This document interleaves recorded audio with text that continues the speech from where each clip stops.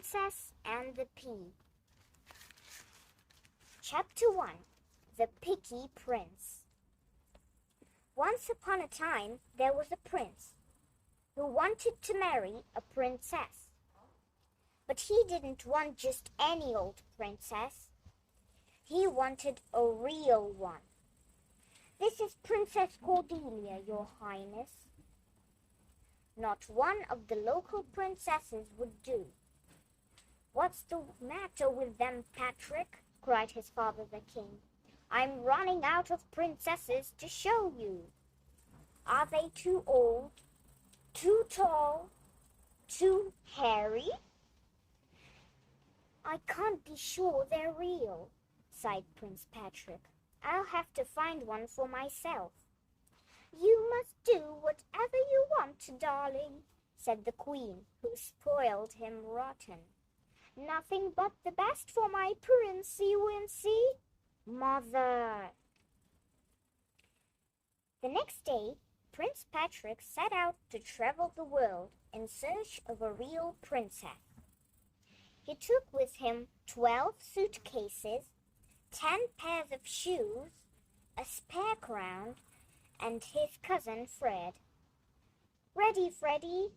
Oh, I think my arm's stuck.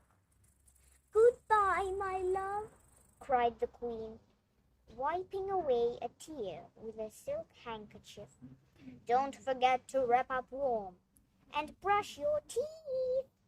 I'll be fine. Stop fussing.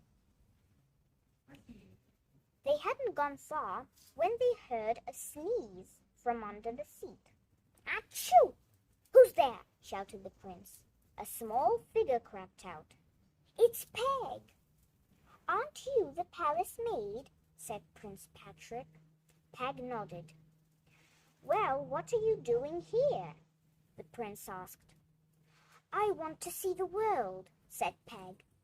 I've been at the palace all my life, ever since I was left on the doorstep as a baby. I want an adventure. She blushed.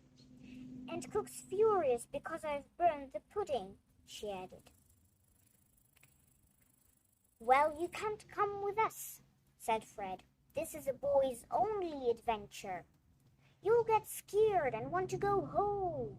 No, I won't. I'm as brave as you. We're not turning back now, said Prince Patrick. She'll have to join us. Peg grinned at Fred. Okay, Prince Patrick went on.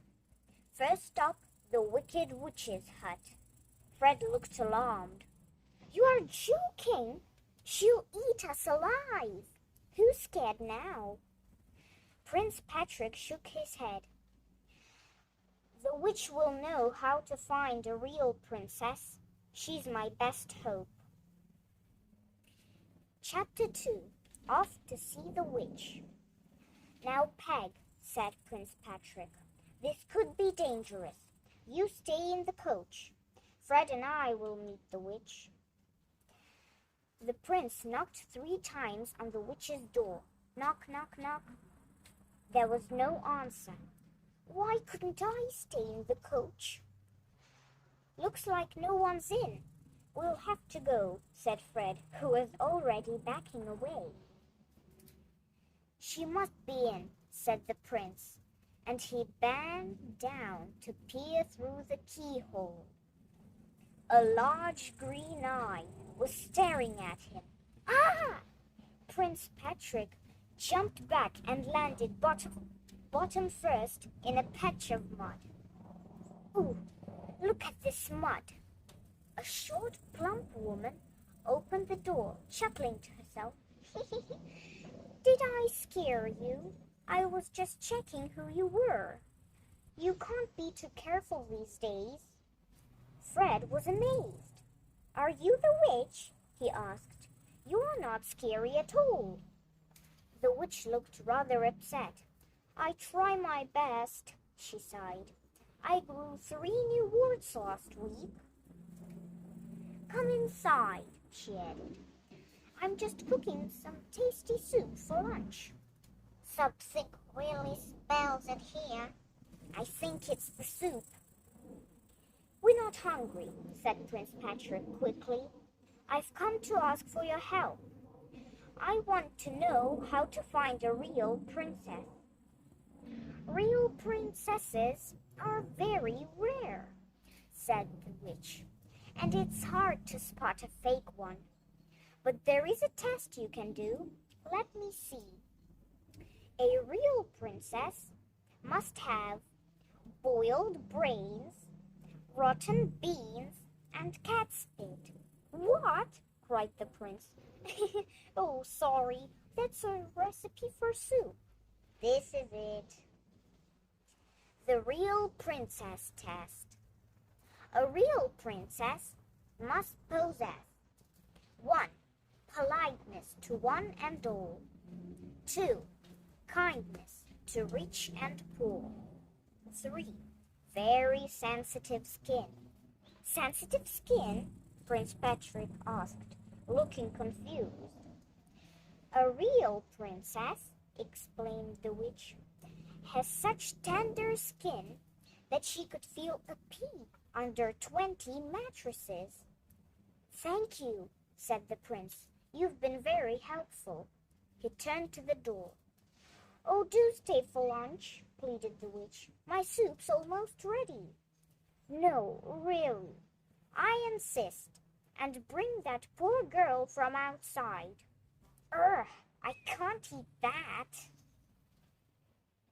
They were stuck in the witch's hut until the cauldron was empty. Oh, I feel sick, groaned Peg on the way back to the coach. Well, you shouldn't have 3 bowls then, said Fred. I poured mine into a plant pot. I was being polite. I didn't want to hurt the witch's feelings. That was very kind of you, Peg, said Prince Patrick, smiling at her. Where are we going now? Asked Fred. Now I have the witch's test, I can finally find a real princess, said the prince. We're off to meet Princess Prunella. Check the map, Fred. Chapter 3. Princess Prunella. Princess Prunella was very excited to see the prince. You must come and stay in my castle, she cried. She raced over the bridge, dragging Prince Patrick with her. Hurry, hurry, she called to her servants. He's perfect. We'll be married in no time. I want you to prepare the best bedchambers for the prince and Fred. Excuse me, said Peg, struggling with all the luggage. Where am I to sleep? Who are you? I'm a maid. Maids belong in the attic, replied the princess haughtily. There might be a few mice there, but I'm sure you'll cope. Peg went to her room. It was cold and damp. She could hear the mice scuttling about, squeaking. The prince can't marry her. Meanwhile, Fred and the prince were in the grand dining room with Princess Prunella. You're being very kind, said Prince Patrick, but what about Peg? Is she eating in the kitchen? The princess looked shocked. Your beastly little maid? You can't expect me to bother with her. She can eat the pig slops if she's hungry. I'm afraid we must leave, said Prince Patrick. You're not a real princess after all. Oh, yes, I am, cried Princess Prunella. Oh, no, you're not, shouted Fred. You failed the first real princess test. Rats! Real princesses are polite to everyone, explained the Prince Patrick. And you've just been rude to Peg. Chapter 4. Princess Pavlova. I won't give up, said Prince Patrick. There must be a real princess somewhere. According to this map, there's a Princess Pavlova next door. Let's try her, Fred suggested. Princess Pavlova greeted them all very politely. "What a pleasure to have you here," she said. "Welcome to my castle." "Thank you, Your Highness." "She's passed the politeness test," thought the prince. "Now what's the next one?" 2. Kindness to rich and poor. I have an idea." "Fred," cried, "I have a plan. I'm going to dress up as a beggar and see if Princess Pavlova is kind to me." Try out your disguise on Peg first," said Fred, "to make sure it works." Prince Patrick found Peg sitting on a tree stump, about to eat an apple. "I'm a hungry beggar. Have you any food for me?"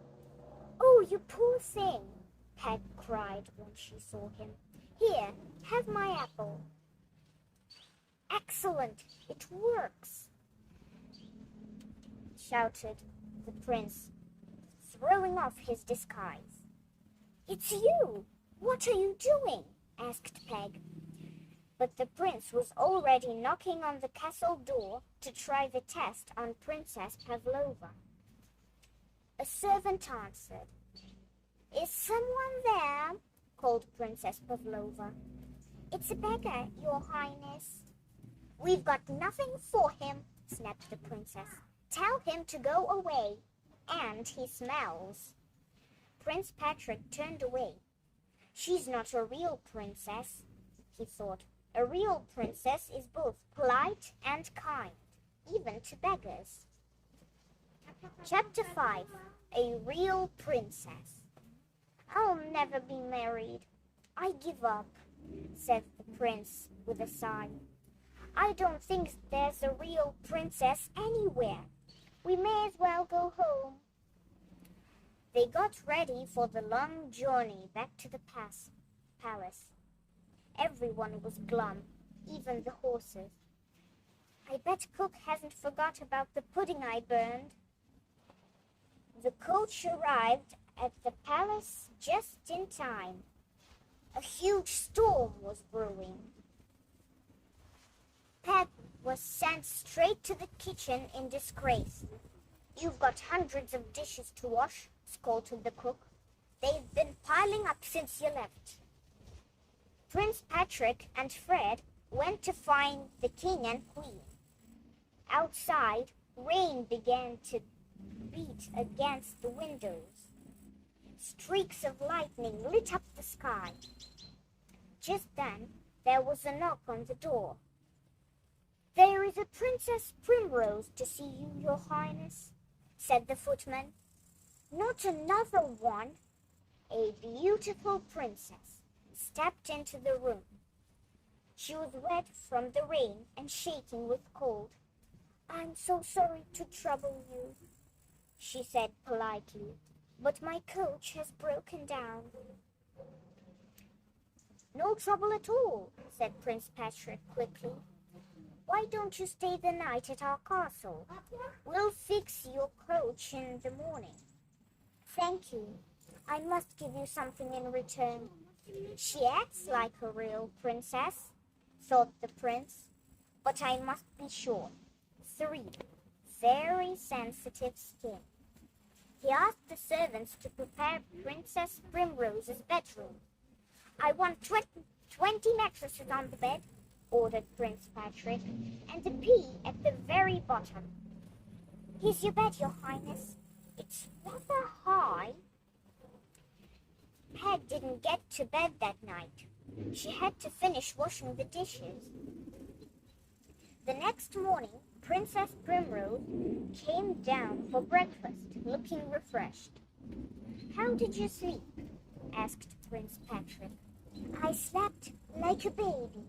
I loved all those mattresses," the princess said. "It was the most comfortable bed." Prince Patrick sighed.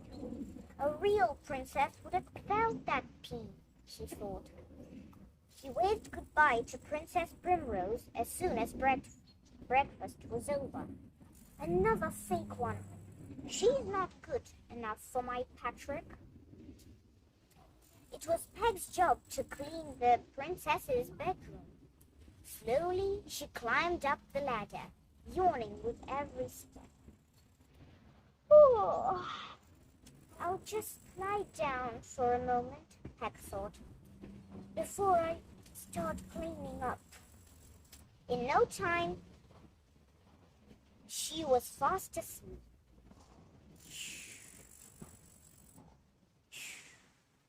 An hour later, Peg woke with a start. "Ow!" she said. "There's something really lumpy in this bed. I'm getting down. Ooh, it's a long way." But as she leaned over, she knocked the ladder. It clattered to the ground. Crash! "Drat!" Peg cried. "I'm stuck." "Help!" she shouted as loudly as she could. "I'm stuck! Please, help!" Everyone rushed into the bedroom.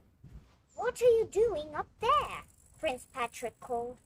"I was supposed to be cleaning," said Peg, "but I was so tired I fell asleep. And there's something horribly hard in this bed," she added. "I'm covered in bruises." "This can only mean one thing. I can't believe it," cried the prince. "You were polite to the witch, kind to a beggar, and now you fell to pee under 20 mattresses. You must be a real princess." He raced up the ladder. "Peg, will you marry me?" Peg gasped. "You want to marry me, a palace maid?" "Yes, please." "A maid?" "But a princess at heart." "3 cheers for Princess Peg," shouted Fred, and everyone cheered. "Hip, hip, hooray! Hip, hip, hooray! Hip, hip, hooray!" So Prince Patrick finally married his real princess. He put the pea in a glass case in the Palace Museum for everyone to see. The royal pea. It may still be there today. Bye, see you next time.